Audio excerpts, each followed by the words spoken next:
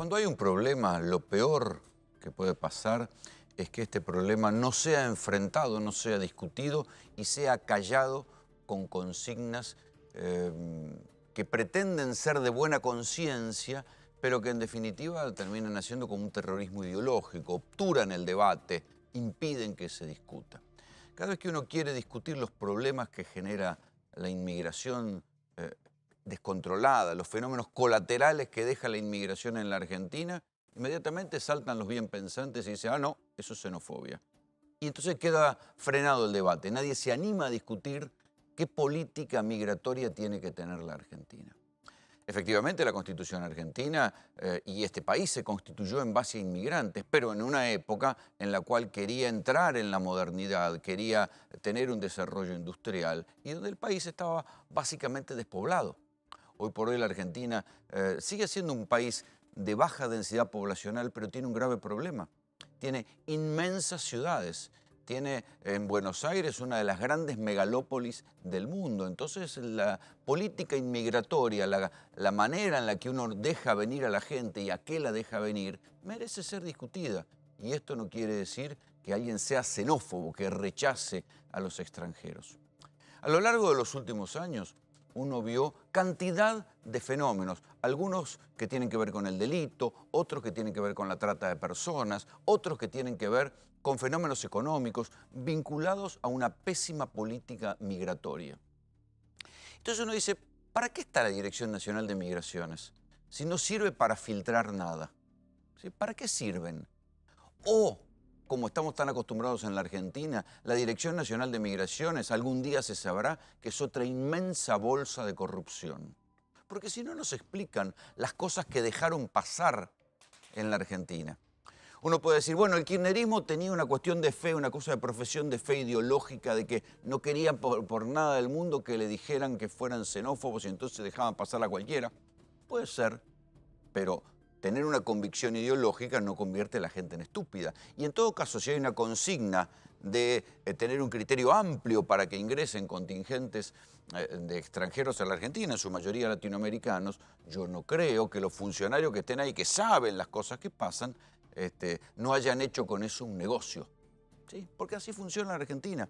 Y si no, después a la luz de lo que nos estamos viendo con la Policía Federal o con la vieja Policía Federal de las comisarías, tenemos que entender que cada vez que tenían un paraguas para actuar, inmediatamente encontraban el negocios. Entonces yo me pregunto, en migraciones todos estos años, ¿había un paraguas para actuar y por abajo estaban los negocios? Si no, ¿cómo se explica a la gente que entró en la Argentina en los últimos años? Primero están las cifras globales. Me tomé el trabajo de ir a migraciones a pedir las planillas de ingresos y de erradicaciones en la Argentina.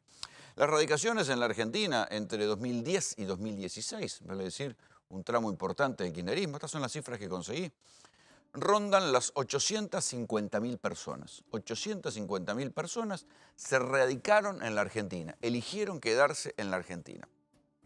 ¿Hubo 850.000 argentinos que se fueron a radicar a otra parte del mundo? No, seguramente no. Primer dato. La Argentina, pese a que es un país que no está precisamente bien en lo económico, absorbió mucho más extranjeros que los argentinos que se fueron a otra parte del mundo. Cuando uno ve los fenómenos vinculados a la inmigración, dice, a ver, los funcionarios de migraciones nunca tuvieron nada que hacer respecto del tráfico de ciudadanos chinos que los traen acá para ser esclavizados. ¿O había gestores argentinos y chinos que ponían guita para que no vieran nada? O sea, nosotros hicimos notas sobre cómo entraban los chinos que vienen acá a trabajar a los depósitos. Es como el otro día encontraron un depósito con gente esclavizada acá en Mataderos. O cuántas historias sabemos de gente que vive de manera precaria y en cama caliente en los supermercados chinos y que vienen acá con unas promesas extrañas de que trabajan y después le mandan la plata a la familia. Son todos, en general son de una zona que se llama Fujian y vinculados a una mafia. Los funcionarios de migraciones nunca supieron nada de esto. Los delincuentes colombianos. Hay delincuentes colombianos en los últimos años, en la crónica periodística aparecieron delincuentes colombianos de todo tipo y color y forma. Incluso hubo un escándalo particular cuando casi secuestran a un fiscal, el fiscal Stornelli, los cortarruedas. ¿Sí? El propio, ya dentro del kirchnerismo, el propio Sergio Berni, siendo viceministro de Seguridad, decía, hay que deportar a los delincuentes. hay que deportarlos, no puede ser que estemos inermes ante estos tipos. Y Bernie mismo contaba que cuando los iban a detener decían no tengo armas, no tengo armas, no tengo armas. ¿Por qué? Porque sabían que el vericueto legal argentino era que entraban por una puerta, salían por la otra porque no estaban armados y entonces se seguían quedando en la Argentina y no los deportaban. Copia llaves, pincha ruedas, los narcos colombianos, los sicarios colombianos. Nunca, ninguno tenía antecedentes. Todos esos que vinieron a la Argentina y se radicaron, ninguno tenía antecedentes, ninguno. Es más, Mi Sangre, que ahora después finalmente fue deportado a los Estados Unidos por la DEA. Nadie se dio cuenta que era Mi Sangre, un líder de las autodefensas colombianas, un tipo con antecedentes por narcotráfico, haber integrado el cartel del Cauca. Nadie se dio cuenta. Es raro. Álvarez Meyendorf, uno de los más grandes narcos, que manejaba un cartel completo, vivía acá en un barrio, en el barrio Abril. Nadie se dio cuenta cuando lo dejaron entrar, porque no entró con pasaporte trucho, entró con su pasaporte. Nadie se dio cuenta quién era. ¿Para qué sirve la CIDE, en ese caso, la vieja CIDE, ahora la AFI, si no sabe quién entra a la Argentina? Solamente el sistema migratorio mira si el tipo tiene captura. Bueno, supongamos que si no tiene captura, bueno, puede entrar. Pero cuando le van a dar la radicación, nadie pide los antecedentes penales de ese tipo. ¿Cómo es posible que a lo largo de 15 años entraran peruanos y más peruanos y más peruanos y más peruanos que fueran a parar a la Villa 1114 como mulas y varios de ellos pistoleros? Ninguno tenía antecedentes.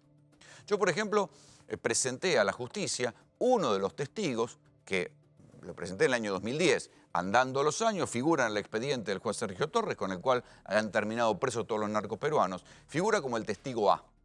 Ese muchacho era más malo que la piel de Judas. O sea, el pibe, yo le digo pibe porque era joven en aquel momento. Yo le pregunto, bueno, pero vos tenías antecedentes en Perú. Me dice, sí, yo había estado preso en Lurigancho. Lurigancho es como el Devoto de Lima. ¿Y cómo vino acá? Y se radicó y tenía radicación. ¿Cómo es posible? Nadie se dio cuenta. Supongamos que tuvieran derechos. Supongamos que tuvieran derecho a radicarse.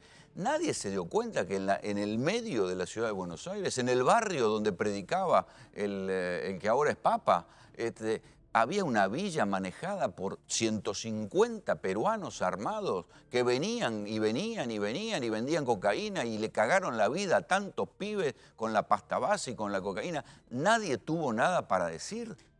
Migraciones, la CIDE, nadie tuvo nada para decir. ¿Para qué lo dejaban entrar? Todos ellos eran ciudadanos impolutos y había que respetar sus derechos.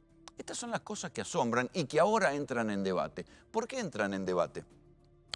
Porque el fallo del juez Sergio Torres es el fallo con el cual se termina desarticulando los narcoperuanos de la Villa 1114. Demuestra que eran todos peruanos, que todos venían, que eran vinculados a la familia, o sea que la inteligencia, los servicios de inteligencia estaban al pedo. Si no están los servicios de inteligencia para investigar una banda de narcos extranjeros que viene a manejar una villa en plena ciudad de Buenos Aires, ¿para qué carajo están? ¿A qué se dedican si no se dedican a eso? Además de los narcos peruanos, el otro tema que saltó es el de Once. Es decir, bueno, entre los manteros de Once hay montones que tienen antecedentes penales. Varios de ellos son extranjeros. Pero hay otra cosa que tal vez no tenga que ver con los antecedentes penales, pero tiene que ver con la lógica económica que termina provocando un daño a la economía nacional. La cuestión de los inmigrantes africanos. Cuando uno ve la planilla de migraciones, ve que los inmigrantes africanos, en especial los de Senegal, fueron creciendo de una manera sistemática. ¿Sí? Y efectivamente hay algunos inmigrantes senegaleses que logran insertarse en la gastronomía, hay otros que logran trabajar como músicos, tienen un problema con el idioma, hablan en general un dialecto propio de su tribu, de su zona, y hablan francés, un francés que es bastante diferente, deformado, como está deformado el argentino respecto del español de España, hablan francés, pero no hablan castellano. Y no hay con Senegal ningún tipo de convenio, como hay sí con los países latinoamericanos, para de alguna manera facilitar el ingreso de los inmigrantes que vienen del Mercosur. Hay que decir que los dos mayores ingresos de inmigrantes a la Argentina son de la colectividad paraguaya 348.566 personas en los últimos 6 años, la colectividad boliviana y en tercer lugar la colectividad peruana, que no integra el Mercosur, pero que es la que manda más inmigrantes a la Argentina, pese a que, como se dice, Perú tiene un boom económico. Ahí andan los economistas ortodoxos queriéndonos vender acá que ser como Perú es lo mejor que nos puede pasar. No creo, porque no creo que Argentina haya mandado para Perú tantos argentinos como peruanos vinieron para acá a laburar. O sea que tan bien no deben estar las cosas en Perú. Hay pocos brasileños, fíjense, 30.000 personas, y hay bastantes colombianos, 28.763. No los voy a aburrir con este detalle, pero digo, los senegaleses y los africanos en general vienen acá y hay un problema, generan un problema económico, porque a lo que vienen, como no saben hacer otra cosa, es a vender, a ser vendedores callejeros, y eso sería lo de menos. Pero en general, cuando uno rastrea a qué se dedican los vendedores africanos, cuando uno los veía por las calles de Once, vendían cosas de contrabando. Entonces no hay que ser muy inteligente para saber que había muchachos que estaban metiendo containers de contrabando. ¿Cuántas veces les hablé en estas últimas semanas de la mafia de la aduana? Los productos de contrabando, los productos truchos. La ruta es clarísima. Entran por Bermejo, cruzan Orán y aparecen acá en lugares que los tienen como mayoristas. Y los traían a los africanos porque eran mano de obra barata para vender las cosas de contrabando en la calle. Migraciones no se dio cuenta de esto. ¿Para qué están si no se dan cuenta de eso? Si nos damos cuenta nosotros caminando por la calle, lo de migraciones no tienen nada que ver, no tienen nada para decir. Se dieron 6.000 en estos años, a ver, dejen que les diga, en los últimos años se dieron casi 6.000 radicaciones a ciudadanos africanos. ¿Cuántos de ellos terminaron vendiendo contrabando? ¿Cuántos de ellos terminaron vendiendo cosas de contrabando? Estas son las cosas que uno dice, ¿para qué está la Dirección de Migraciones si no puede ver que dejando pasar tipos que no se sabe bien a qué vienen, generan un quilombo social? Esto no tiene nada que ver con la xenofobia, tiene que ver con la inteligencia de un Estado o de una división o de una sociedad respecto de cosas que la pueden perjudicar. A la luz de los 20 años que los narcos peruanos manejaron ellos, y no entraba ningún argentino en esa organización, no había argentinos, eran todos peruanos. A la luz de los 20 años que los narcos peruanos manejaron la villa en 1114, ¿no deberían replantearse la política migratoria y decir, bueno, sepamos quién entra, sepamos qué antecedentes tiene, sepamos a qué vienen, dónde se van a radicar? Piénsenlo si quieren de otra manera económica. O si quieren, hablen con los intendentes del conurbano. Yo he hablado por lo menos con 2 o 3 intendentes del conurbano que dicen, ¿qué hacemos con los inmigrantes que vienen y toman lotes, que toman tierras acá? Porque General Rodríguez, José Cepaz, el tercero y cuarto cordón del conurbano está lleno de tomas de tierras de inmigrantes. Paraguayos, bolivianos, gente que viene a la Argentina porque allá la están pasando mal. Y tienen todo el derecho del mundo a intentar la vida en otro lado, como también los argentinos en la época de la dictadura y en la época de la crisis económica y de la hiperinflación nos hemos ido a probar suerte en otro lado. Pero no hay caso de argentinos tomando tierras. Entonces, vienen aquí y toman tierras. ¿Qué hace el Estado respecto de ellos? ¿Los deja tomar tierra? ¿Qué opina el tipo que tenía una quinta y le tomaron el terreno y le construyeron una casa? Extranjero que no se sabe quién dejó entrar y a cuento de qué si no venían a nada. Entonces, hay que debatir estas cosas.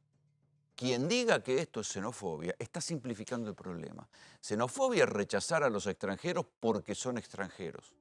Otra cosa es tener inteligencia y dirigir o tratar de decir que no a alguien que no se sabe a qué viene o que en todo caso se sabe que viene a hacer algo que no le va a convenir a la sociedad.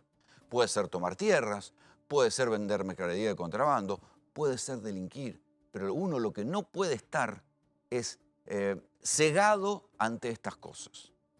Hubo 850.000 extranjeros que entraron, que recibieron su radicación en los últimos 6 años en la Argentina. Seguramente muchos de ellos la pelean como pueden, pero otros constituyen fenómenos que hacen mucho daño en la Argentina.